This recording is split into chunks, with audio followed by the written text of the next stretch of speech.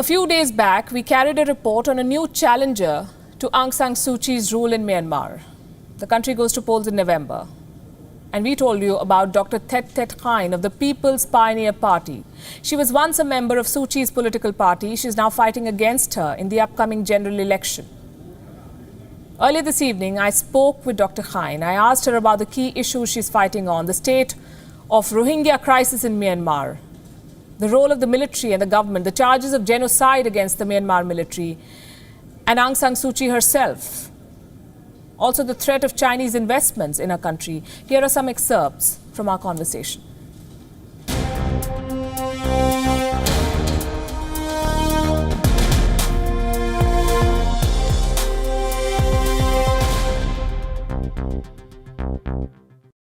Dr. Khine, welcome to Beyond. And thank you for interviewing me. The headlines are calling you a lady who's challenging the lady of Myanmar. Do you see yourself as the main challenger to Aung San Suu Kyi? The lady, Aung San Suu Kyi, is kind of influential leader.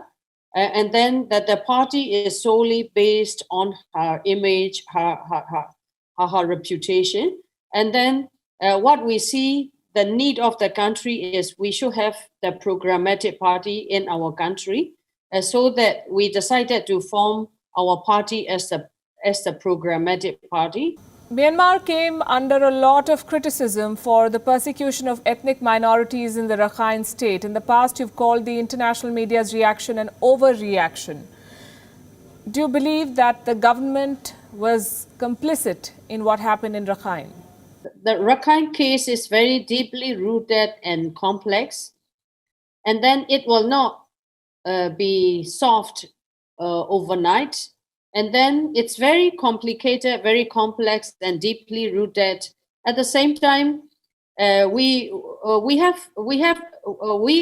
very diverse community in our country. No, that's fine. That's fine. I'm sure Myanmar is a very diverse country, and I'm sorry to interrupt you there. But the fact is that tens of thousands of people in the Rakhine state had to leave home, and they came under attack from some forces in the country. My limited question, madam, is, do you believe the government of Aung San Suu Kyi was part of that crackdown that forced these people to leave their country? Actually, I don't know exactly because it's happening within the government. What I can see from far is we have very bad civil military relations. This is my assumption. Maybe the military suggested the civilian government to put northern Rakhine under martial law because of the security situation. The leader of Myanmar has been called an army apologist. She went to the ICJ, the International Court of Justice, in December last year to defend Myanmar's military generals. And she said genocidal intent cannot be the only hypothesis for the actions of the military generals. Do you agree with her? Yes. Yes, I don't think military committed the genocide or ethnic cleansing. It's the overreaction over the security crisis in northern Rakhine state. Overreaction by whom? Overreaction by the military towards the security crisis in the northern Rakhine state. And the Myanmar government, do you think at some point did not fully cooperate with the United Nations fact-finding mission? That is also my question. Actually, we should be cooperating with the fact-finding mission of UN.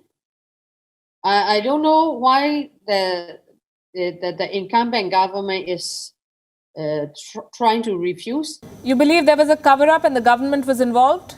I don't have the exact answer for this because they don't talk each other, and then we don't see any cooperation between military and then civilian government. That is why all the chaos are happening. 600,000 Rohingya still remain in Myanmar, but they do not have the right to vote. They are disenfranchised.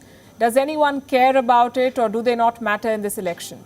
There are the people who are very recent illegal migrants from Bangladesh. They don't recognize our flag. They don't respect our local culture. They don't speak our local language. And then these all people are kind of illegal migrants. We have to differentiate two two groups of people, even though they are Bengali Muslims. Are growing Chinese investments in Myanmar a cause of worry for you?